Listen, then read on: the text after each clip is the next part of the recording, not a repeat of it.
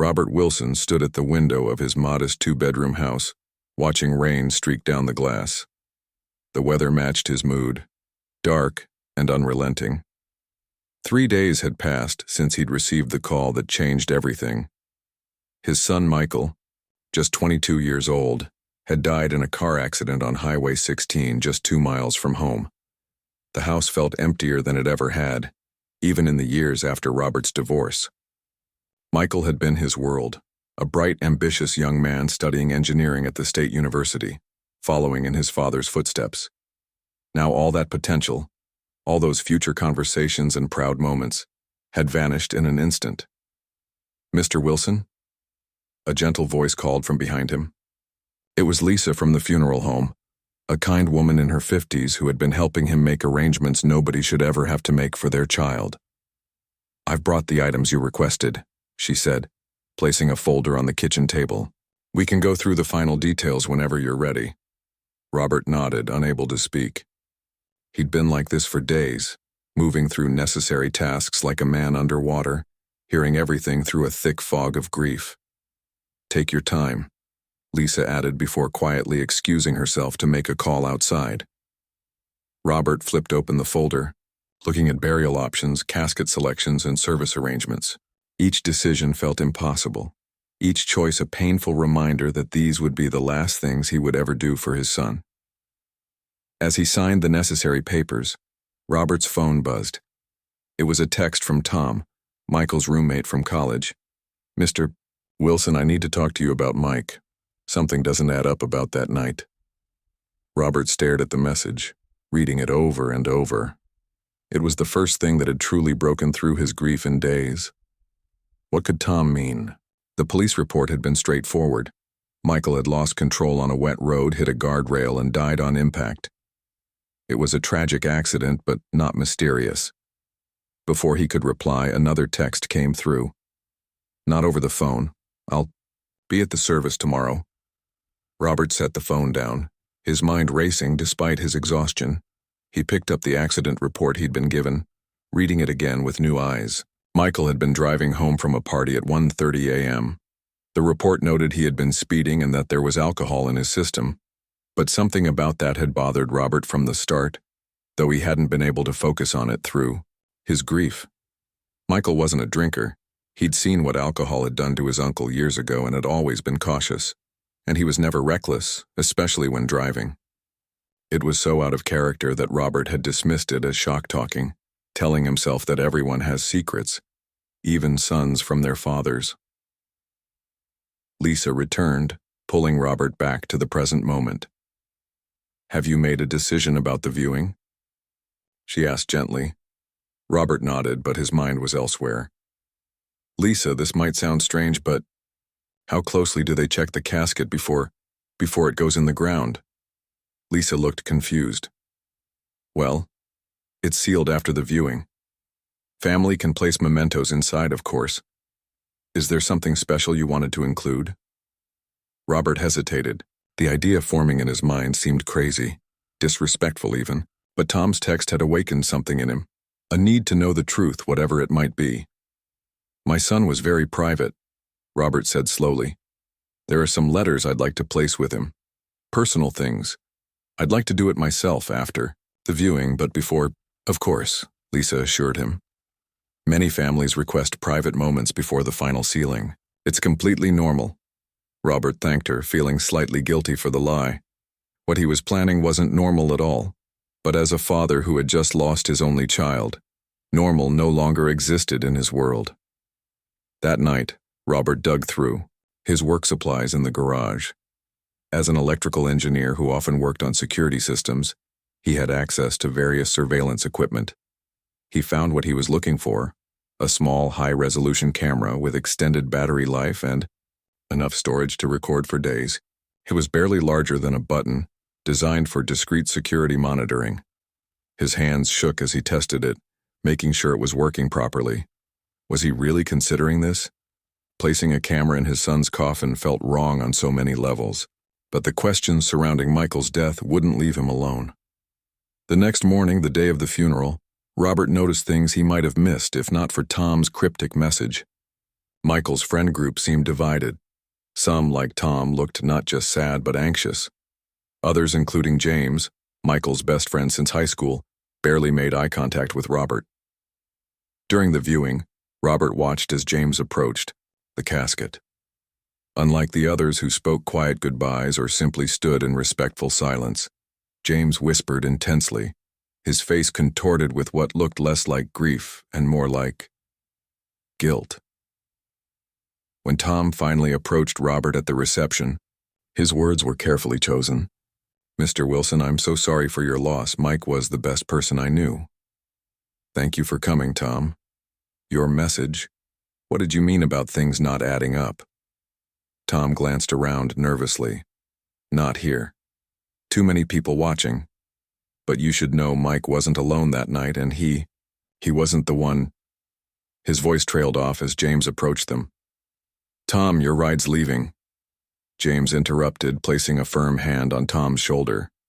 The look that passed between them was charged with unspoken tension. Tom nodded stiffly. "I'll be in touch, Mr. Wilson." Robert watched them walk away, the interaction cementing his decision. Something was wrong here, something beyond the tragedy of losing his son. After everyone had left and before the funeral home staff returned to prepare for transportation to the cemetery, Robert requested his private moment with Michael.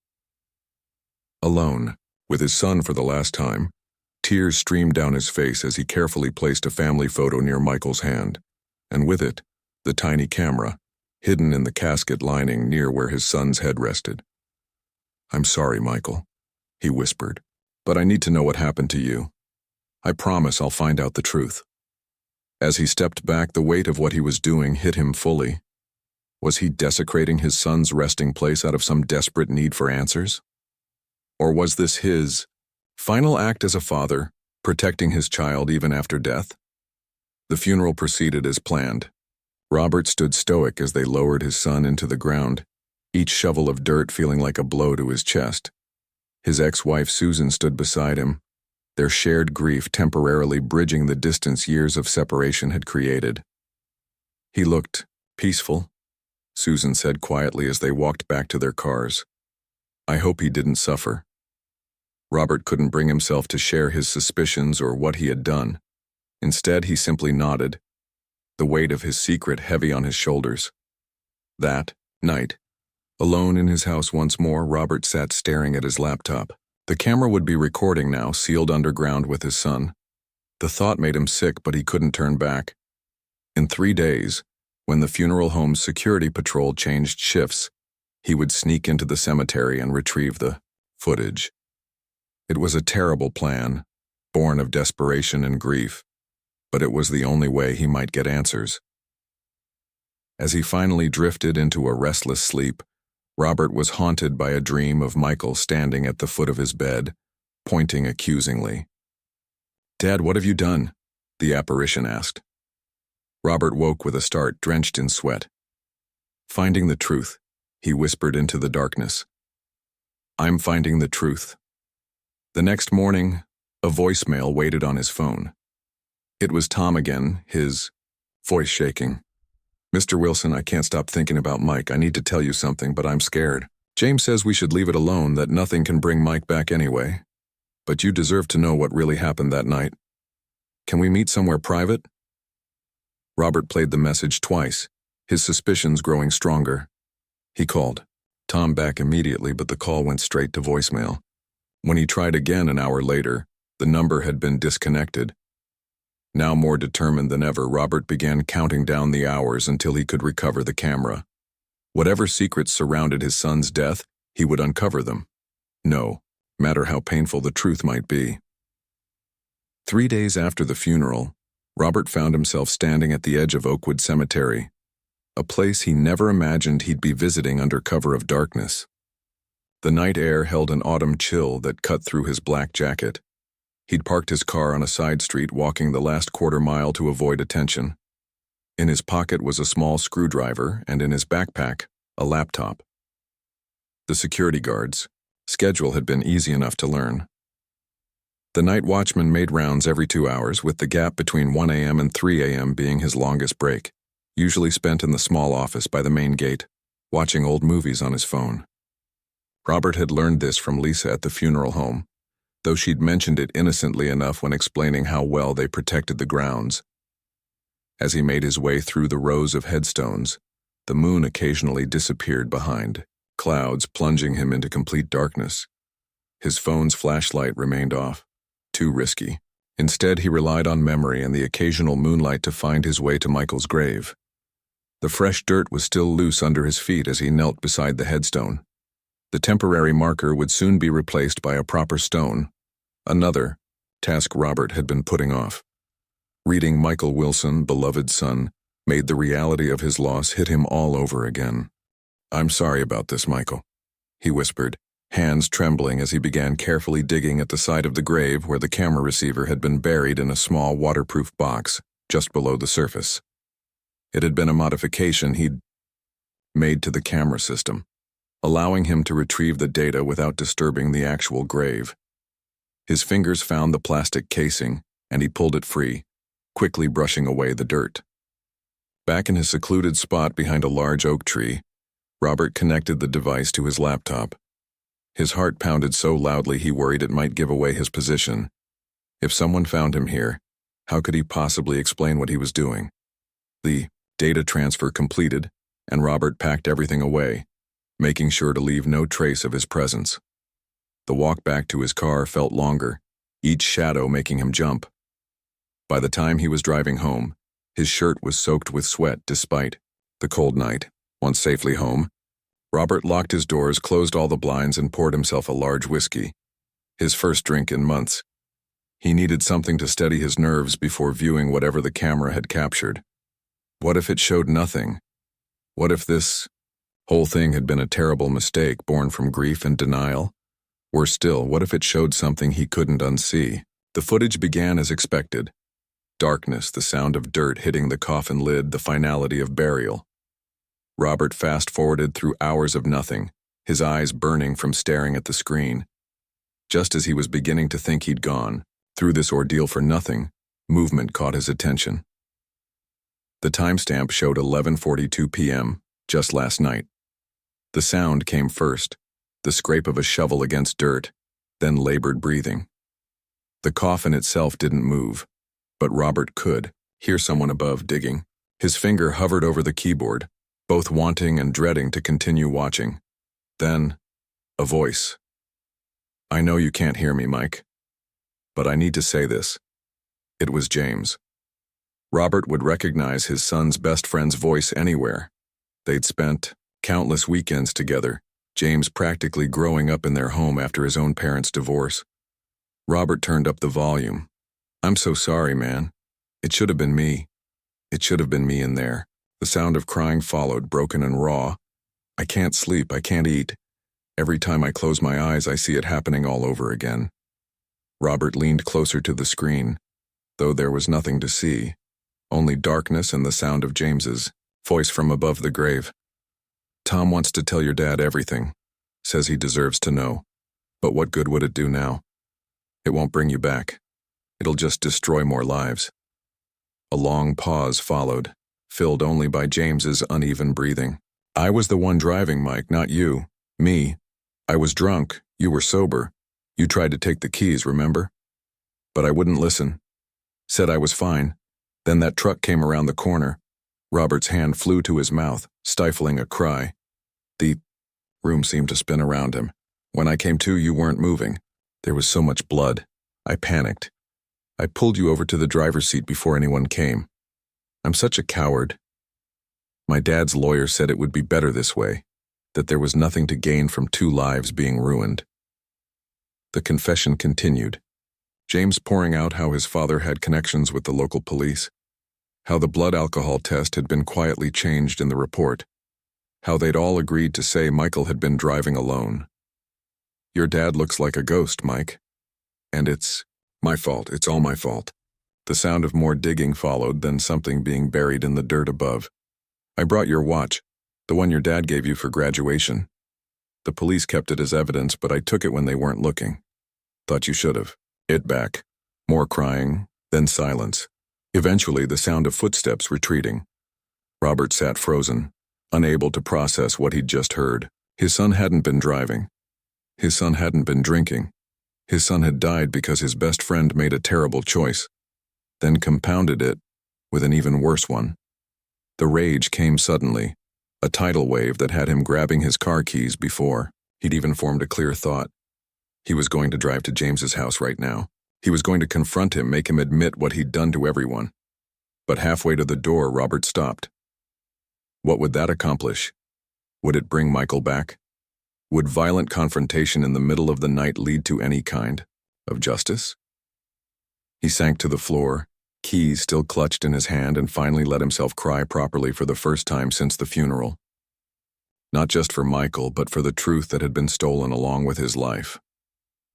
The next morning, bleary-eyed from a sleepless night, Robert called in sick to work. He'd spent hours reviewing the footage, listening to James's confession over and over until he knew every word by heart. Around 4 a.m., another visitor had come to the grave. Tom, his face barely visible in the pre-dawn light filtering through the camera's viewing angle. Unlike James, Tom spoke very little. He placed flowers on the grave and whispered a simple, "I'm going to make this right, Mike. I promise." Robert had also discovered why Tom's phone had been disconnected. According to social media posts Robert found after searching his name, Tom had left town suddenly, telling friends he needed space to clear his head. The timing wasn't coincidental. Now, sitting at his kitchen table with a cold cup of coffee, Robert faced the hardest decision of his life. The evidence he had, secretly recorded audio from a grave, would likely be inadmissible in any court. Even if he could prove what happened, James's father clearly had influence with local law enforcement. But did that matter? Wasn't the truth important for its own sake? His phone buzzed with a text from his ex-wife Susan. "Checking on you. Let's have dinner this week. We need each other right now." Robert stared at the message, wondering how much to tell her. She deserved to know the truth about their son, but the method he'd used to discover it was extreme. Would she understand his desperation, or would she see it as a desecration of Michael's rest? As he pondered this, another text came through. This, one from an unknown number. "Mr. Wilson, it's Tom. Got a new phone. Need to talk to you about Mike. It's important. I'm back in town." Robert's heart raced. Tom had no idea that Robert already knew everything, or at least the version James had. Confessed to Michael's grave. What would Tom add to this awful story? He quickly responded, arranging to meet Tom at a diner on the outskirts of town in 2 hours. As he showered and dressed, Robert's mind worked through every possible approach. Should he reveal what he knew immediately? Should he wait to hear Tom's version first? Should he bring the recording? The weight of the flash drive in his pocket felt like a boulder as he drove to the meeting. Whatever happened next would change everything, not just for him, but for James, for Tom, for everyone who thought they knew the truth about the night. Michael died. The diner came into view, its neon sign flickering in the gray afternoon light. Robert spotted Tom's lanky figure already waiting in a corner booth, nervously shredding a napkin. The young man looked up as Robert entered, his face pale with dark circles under his eyes. Neither of them knew it yet, but the conversation they were about to have would set in motion events that would shock everyone who knew Michael, revealing truths far more complex than even James's graveside confession had suggested. The diner was nearly empty at this odd hour between lunch and dinner. A waitress wiped down counters while an old man nursed a coffee in the far corner. Robert slid into the booth across from Tom, noting how young and scared the boy looked. Tom had been Michael's roommate for the past 2 years, a quiet computer science major who'd always seemed reliable. "Thanks for meeting me," Tom said, his voice barely above a whisper. His fingers continued shredding the paper napkin into tiny pieces. "You said it was important," Robert replied, keeping his voice steady, despite the storm of emotions inside him. He'd decided on the drive over not to reveal what he already knew, not immediately. He wanted to hear what Tom would say without prompting. The waitress came by. Robert ordered coffee. Tom asked for water, then changed his mind to coffee too, his leg bouncing nervously under the table. When they were alone again, Tom leaned forward. "I've been trying to work up the courage to talk to you since the funeral. I almost called you a dozen times. Why didn't you? James and his dad?" Tom glanced around as if expecting to see them in the empty diner. They made it clear there would be consequences if anyone told the truth about that night. Robert felt his jaw tighten. "What truth is that, Tom?" Tom took a deep breath. "Michael wasn't driving the car when it crashed. James was, and James was drunk, really drunk. We were all at this party at Kevin's house. Michael stayed sober because he was the designated driver, but around midnight, James wanted to leave to meet up with some girl he'd been texting. The waitress returned with their coffees. Both men fell silent until she walked away. Michael said he'd drive him," Tom continued, "but James insisted he was fine to drive his own car. They argued about it. I saw the whole thing from the porch. Eventually, James just got in his car and started the engine. Michael jumped in the passenger seat, I think to try and stop him. This matched what Robert had heard on the recording, but hearing it from an actual witness made it all the more real." His hand trembled slightly as he lifted his coffee cup. "How do you know what happened in the car?" Robert asked. "James told me the next day. He was freaking out. Said they were driving, arguing about him being behind the wheel. Then a truck came around a bend too fast. James swerved, lost control. They hit the guardrail." Tom's voice cracked. "When James came to, Michael was... he wasn't moving. There was blood everywhere. And James moved him to the driver's seat," Robert said, unable to keep the bitterness from his voice. Tom looked up, surprised. "You know? I had my suspicions. The Michael I knew would never drive drunk." "Continue." Tom nodded.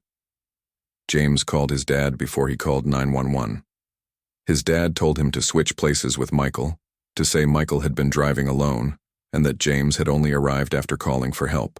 By the time the ambulance and police got there, the scene was arranged. And you knew all this but said nothing?" Robert couldn't keep the accusation from his tone. "I wanted to come forward right away," Tom protested, his eyes filling with tears. "But James's dad came to see me the next morning. Mr. Wilson, you have to understand, his dad is a partner at the biggest law firm in the county. He's got judges and police officers on speed dial." Tom's voice dropped even lower. "He said if I kept quiet, he'd make sure my student loans were paid off. If I didn't, he'd make sure I never finished college. Said they could make it look like I was in the car too, that I'd be charged as an accessory." Robert felt sick, not just at the cover-up, but at how easily these people had used their power to bury the truth along with his son. "I couldn't sleep, couldn't eat. After the funeral, I decided I didn't care what happened to me anymore. Michael was my best friend. He deserves the truth." Tom pulled out his phone. "I have proof." "What kind of proof?" Robert asked, suddenly alert. "The night of the party, I was testing this new app that takes periodic photos, like a life logger thing. I forgot it was running in my pocket. It took pictures every few minutes, including one of James getting into the driver's seat and Michael in the passenger side. The timestamp matches right before they left. And I have text from James the next day, freaking out, telling me to keep quiet about who was driving." Robert stared at the phone Tom slid across the table. There it was. Evidence that couldn't be explained away. Michael in the passenger seat, James clearly behind the wheel, the car's clock showing 12:47 a.m. Less than 20 minutes before the crash. "May I?" Robert asked, reaching for the phone. Tom nodded. "I made copies of everything. It's all backed. Up to my cloud account too, in case something happens to my phone." Smart kid, Robert thought. He scrolled through the messages that followed. James's panic the next morning was clear. "Don't tell anyone I was driving, and my dad says we can all get through this if we stick to the story." "Why are you showing me this now?" Robert asked, handing the phone back. Tom's shoulders sagged. "I left town because James's dad threatened me again. Said he knew I was thinking about talking, but I couldn't stay away. Not with this eating me up inside." He looked directly at Robert. "Yesterday I went to Michael's grave to sort of ask his permission, I guess, to tell the truth. That's when I decided to come back and contact you." Robert felt a chill. Tom had been the second visitor to the grave, the one who'd promised to make things right, just as James had been the first, confessing to a person he thought couldn't hear him. "I have something to show you too," Robert said after a long pause. He reached into his pocket and placed the flash drive on the table. "But before I do, I need to know, what do you want to happen now?" "I want the truth to come out," Tom said without hesitation. "I want James to face what he did, not just the accident. Accidents happen, but leaving Michael to take the blame, that's unforgivable." Robert nodded slowly. "The thing is, Tom, the truth is complicated, and how we reveal it matters." He tapped the flash drive. "This contains evidence too, evidence I obtained in a unconventional way." He explained about the camera, watching Tom's expression shift from confusion to disbelief to a sort of reluctant understanding. I don't even know what to say," Tom said when Robert finished. "Some people would call that disturbing, illegal, desperate," Robert supplied. "I've called it all those things myself. But I needed to know what happened to my son." "And now you do," Tom said softly. "Now I do. And so do you." Robert took a deep breath. "The question is, what do we do with what we know?" Tom leaned back in the booth, the weight of the situation visible in his posture.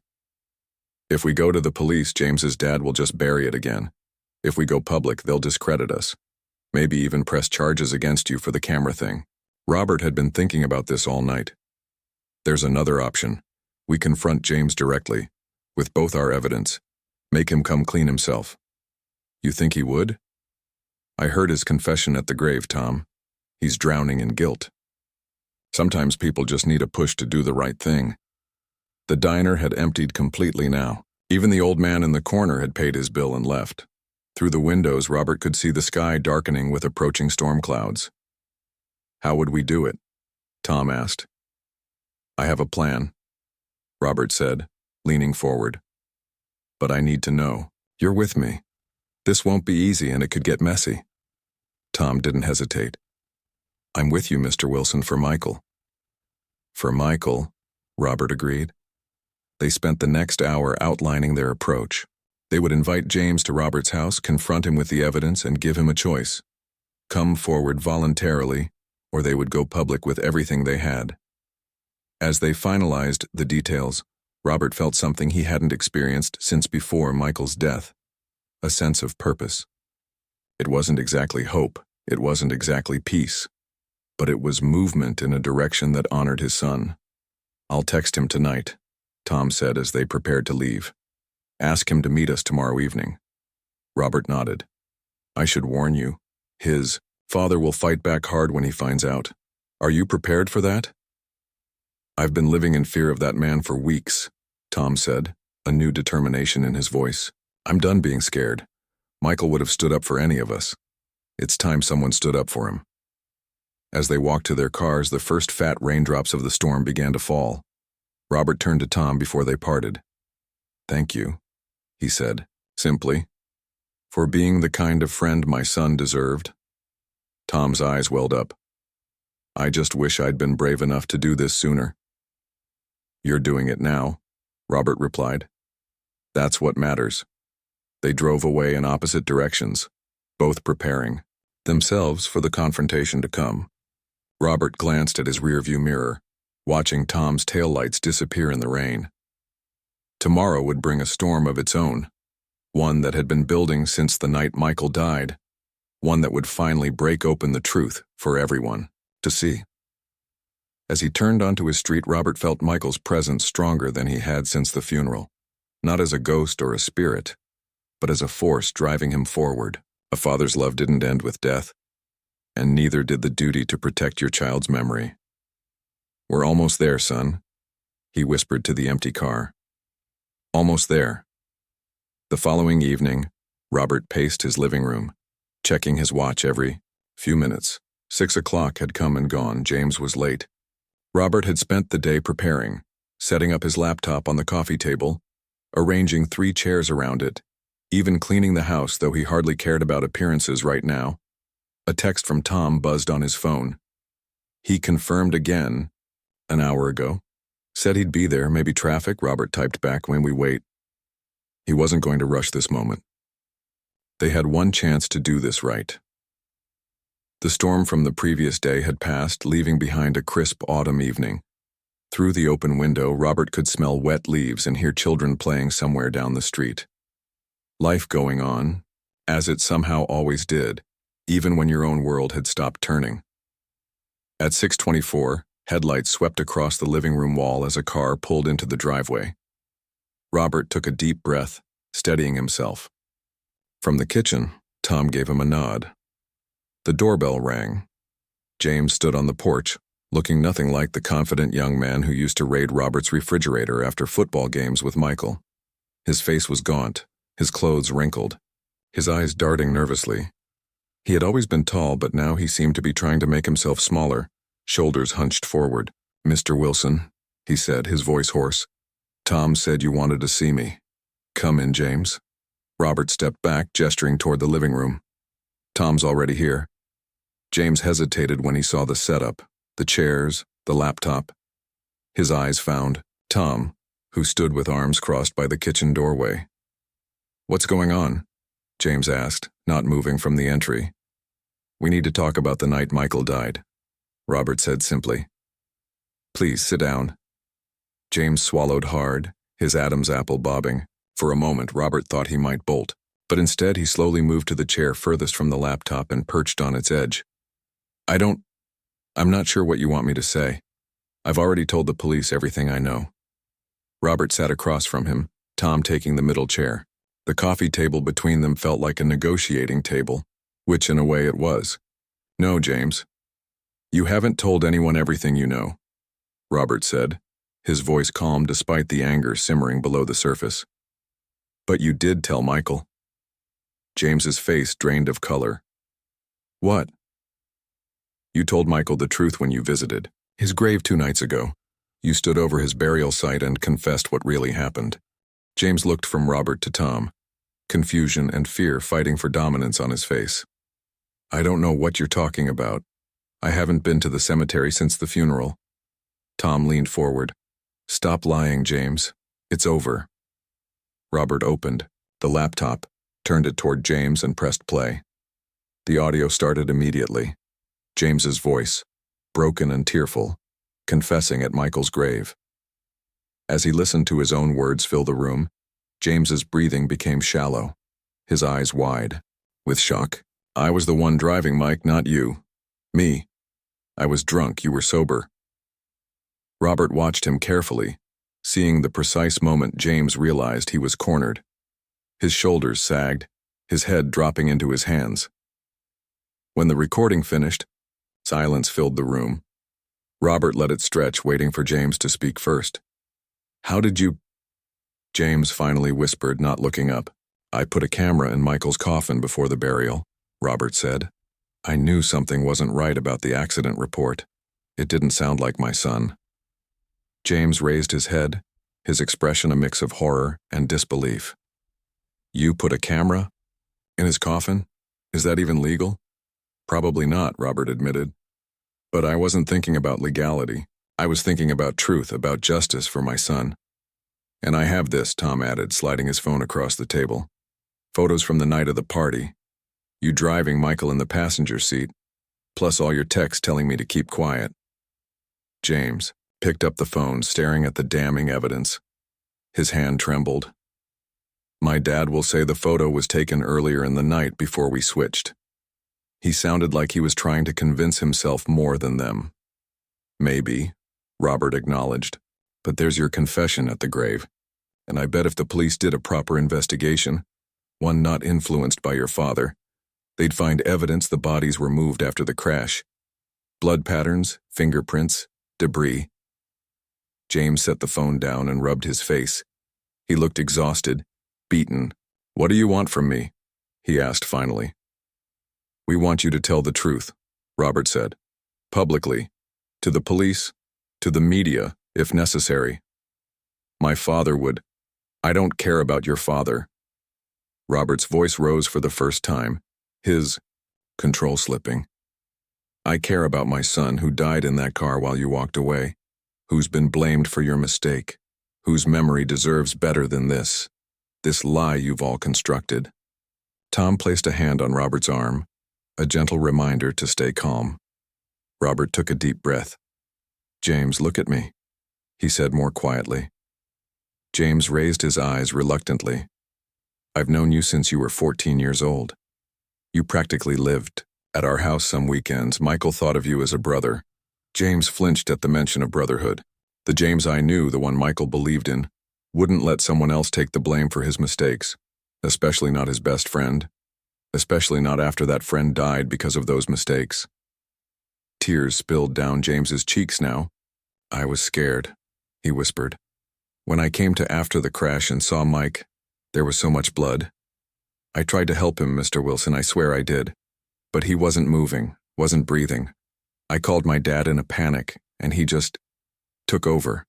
Said it would ruin my life if I went to jail for vehicular manslaughter. Said Michael was already gone, nothing could bring him back." "And you just went along with it?"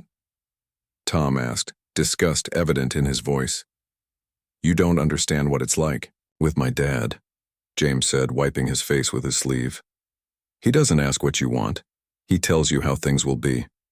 By the time the police arrived, he'd already convinced me this was the only way, that we'd all be better off." Robert felt a complex mix of emotions, rage at what had been done to his son, disgust at the cover-up, but also, unexpectedly, a thread of pity for James. He'd seen James's father in action over the years, a cold, controlling man who viewed every situation as something to be managed, every problem as something to be buried. "I understand pressure," Robert said after a moment. "I understand fear. But James, listen to me. You can't live with this. I heard you at the grave. This is eating you alive." James nodded miserably. "I can't sleep. When I do, I see him there, in the car, blood on his face. Sometimes in the dreams he wakes up and asks why I left him to take the blame." His voice broke again. "I know my father thinks he was protecting me, but this is worse than any jail sentence." "Then end it," Tom urged. "Do the right thing. Finally." "How?" James looked between them.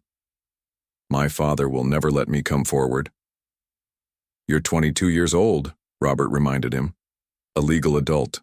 Your father doesn't get to make this decision. You don't know him like I do." "Then we'll help you," Robert said firmly. "Together, you, me, and Tom. We go to the police station together tomorrow morning. You make a full statement. I'll bring my evidence. Tom will bring his. We do this properly, through official channels.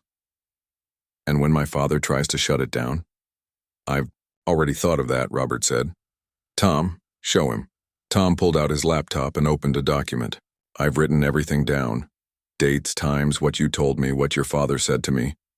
I've attached the photos and screenshots of your texts.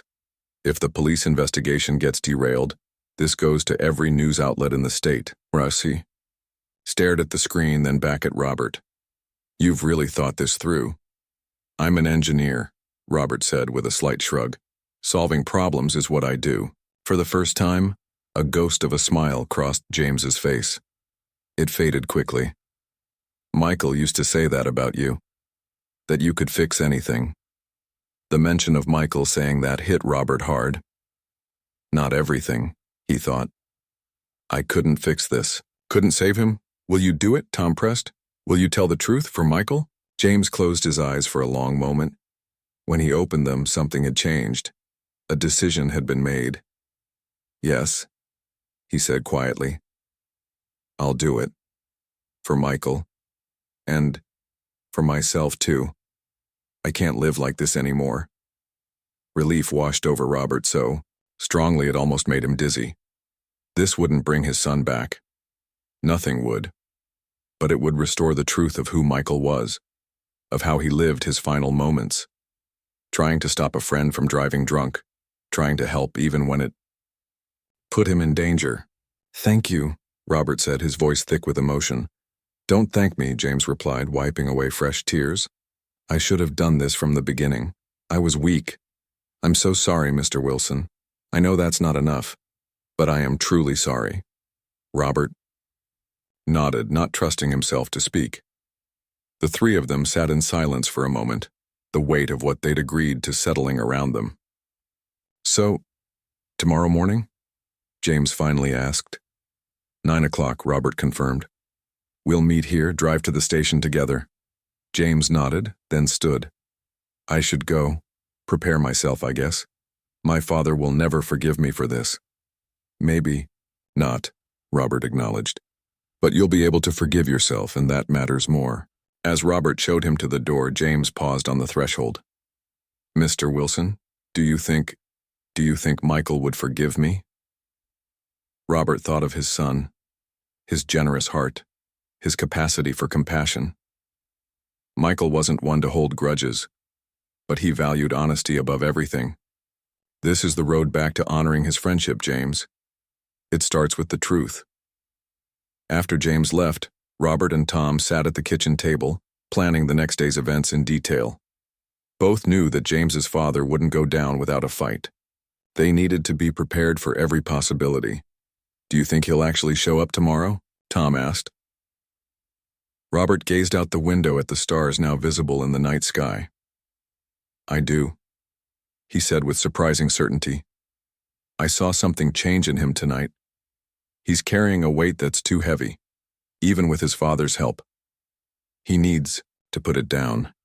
And if he doesn't come, then we move forward without him. The truth finds a way, Tom. It always does. The morning dawned clear and bright, sunlight streaming through Robert's kitchen window as he made coffee with unsteady hands. He'd barely slept, his mind racing with all the possible ways this day could unfold. At precisely 8:30, Tom arrived, his face showing similar signs of a restless night. Any word from James? Tom asked, accepting the mug Robert offered him. Robert shook his head. Nothing since he left last night, but he'll be here. He spoke with more confidence than he felt.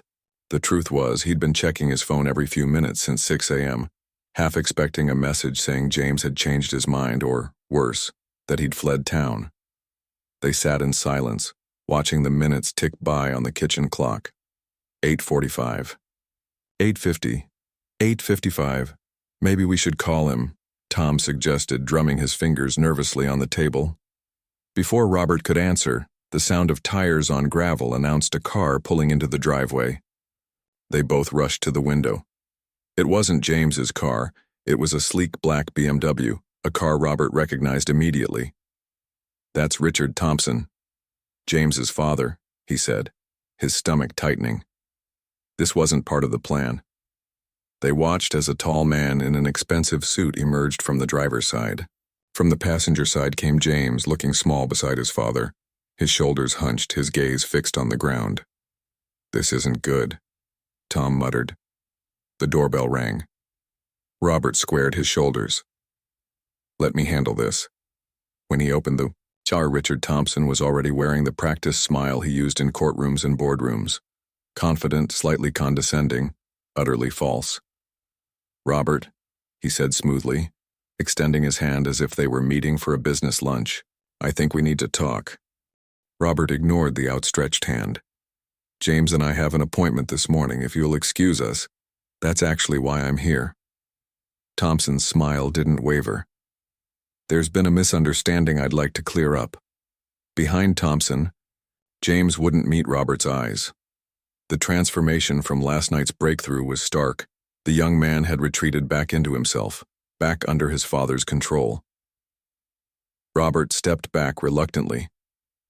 Come in, then. Thompson strode into the living room like he owned it, taking in the modest furnishings with a quick, assessing glance. His gaze settled on Tom, who stood awkwardly by the couch. Ah, Mr. Preston. I'm not surprised to find you here. The slight emphasis on Mr. made it sound like an insult. Mr. Thompson, Tom responded stiffly. James told me about your little intervention last night, Thompson continued, turning back to Robert. Quite theatrical. The recording, the threats to go public. I have to admit, I didn't expect this level of creativity from you, Robert. It wasn't an intervention. It was a chance for your son to tell the truth about what happened the night my son died. Robert's voice was steady, controlled. And there were no threats, only facts. Thompson laughed, a short, dismissive sound. Facts? You have an illegally obtained recording that would be thrown out of any court in the country, and some photos that prove nothing about who was driving at the time of the accident. He placed his briefcase on the coffee table and snapped it open. Speaking of facts, I have the official police report right here. Signed, verified, case closed. A report you influenced, Robert said quietly. Using your connections to protect your son at the expense of mine. Thompson's smile tightened just a fraction. That's a serious accusation, Robert. One you couldn't possibly prove. He turned to James. Tell them what you told me this morning. James shifted uncomfortably, still not making eye contact with anyone. I was confused last night, upset. I've been feeling guilty because I was the one who invited Michael to the party. If I hadn't, he'd still be alive. That's all? Robert felt like he'd been punched. That's not what you said, James. You admitted. You were driving. You admitted you were drunk. You admitted you moved Michael's body. He was upset and you took advantage of that. Thompson cut in. Pressured him, recorded him without consent. If anyone's behaved inappropriately here, it's you. This isn't right. Tom stepped forward, his voice stronger than Robert expected. James, you know what happened. You know the truth. Are you really going to let your father bully you into living with this lie forever? Thompson turned his cold smile on Tom. Mr. Preston, I'd be very careful about throwing around accusations if I were you, especially given your financial situation.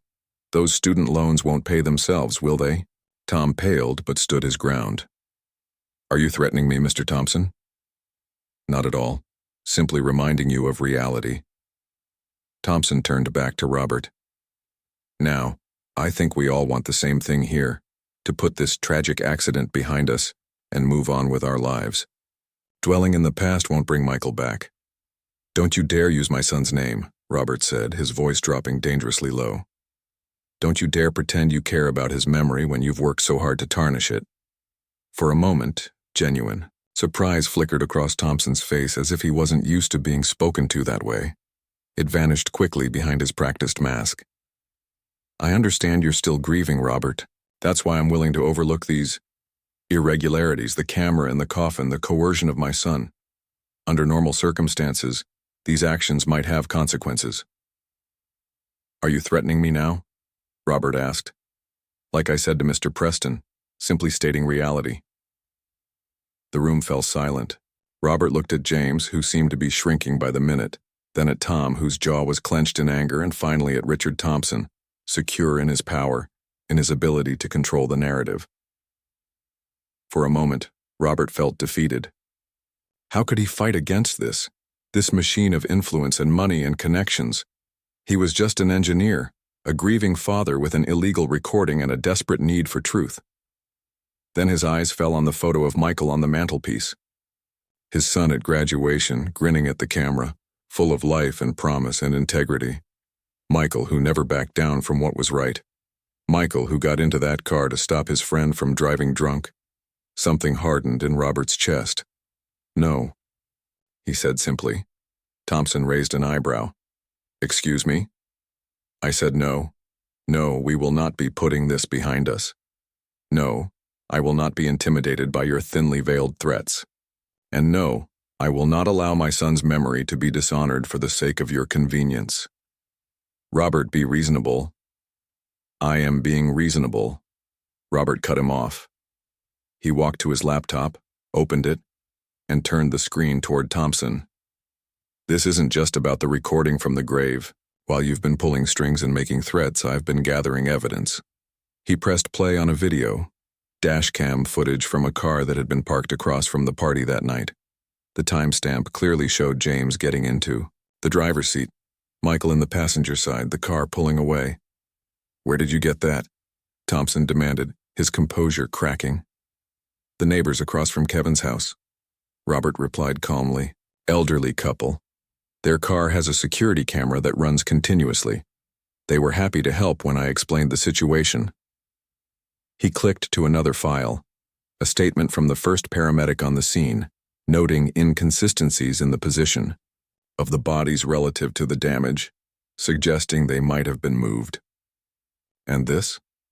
Thompson's voice had lost its smooth confidence. It turns out not everyone can be bought or threatened, Mr. Thompson. Some people still have a conscience. Robert turned to James, whose eyes were now wide with a mixture of fear and, surprisingly, what looked like relief. James, this is your last chance. You can tell the truth yourself voluntarily, or the truth will come out anyway, but it will be much harder on you if you're not the one who comes forward. James looked at his father, then back at Robert. Something shifted in his expression. A weight lifting, a decision being made. Dad, he said quietly, it's over. I can't do this anymore. James, don't be ridiculous. I was driving, James continued, his voice growing stronger. I was drunk. Michael tried to stop me. When we crashed and I realized what I'd done, his voice broke. I panicked. I called you because I didn't know what else to do, but this cover-up has been worse than any punishment could be. Thompson's face had gone pale. James, stop talking. Right now. But James stood taller now, as if each word of truth was helping him reclaim himself. I'm going to the police station today. I'm going to tell them everything. Not because Mr. Wilson is forcing me, but because it's the right thing to do. For Michael, for his family, and for me. The room fell silent, again. But the quality of the silence had changed. It was no longer tense with threats and power plays. It was the quiet that comes after a storm when the air is clear and new possibilities emerge. Thompson's mask had completely fallen away, revealing naked fear. Do you have any idea what this will do to our family? To your future? I know exactly what it will do, James said. It will finally let me start making amends. It will let me look at myself in the mirror again. He turned to Robert. I'm ready to go to the station now if you still want to come with me. Robert nodded, feeling a complex mixture of emotions. Grief still, always, but now accompanied by a sense of vindication, of purpose fulfilled. I'll drive. Thompson made one last desperate attempt. Robert, surely we can find another way. A private settlement, perhaps. Something that acknowledges the truth without involving the authorities. Robert looked at him steadily. This was never about money, Mr. Thompson. It was about honoring my son, about making sure the world knew who he really was and how he really died. He picked up his keys from the side table. Tom, are you coming with us? Tom nodded, grabbing his jacket. As the three of them headed for the door, leaving Thompson standing. Alone in the living room, James paused to look back at his father. I'm sorry, Dad. Not for telling the truth, but for being weak enough to lie in the first place. You taught me that image is everything, that problems should be buried, not faced. Michael taught me differently. I'm choosing his way now. The drive to the police station was quiet, each man lost in his own thoughts. When they arrived, James took a deep breath before getting out of the car. I'm scared, he admitted. You should be, Robert said honestly. Actions have consequences, but living a lie has worse ones. Inside, as James gave his statement to increasingly shocked officers with Robert and Tom providing their evidence, a strange sense of peace settled over Robert. This wouldn't bring Michael back. The hole in his life would remain. But something had been set right in the world, a balance restored, a truth honored. Later that evening, after a day of statements and questions and beginning processes that would likely take months to resolve, Robert visited the cemetery alone. The stars were just beginning to appear in the twilight sky as he stood by his son's grave. We did it, Michael, he said softly. The truth is out now. Everyone will know. You weren't driving, that you were trying to help a friend. He placed a hand on the cool stone of the temporary marker.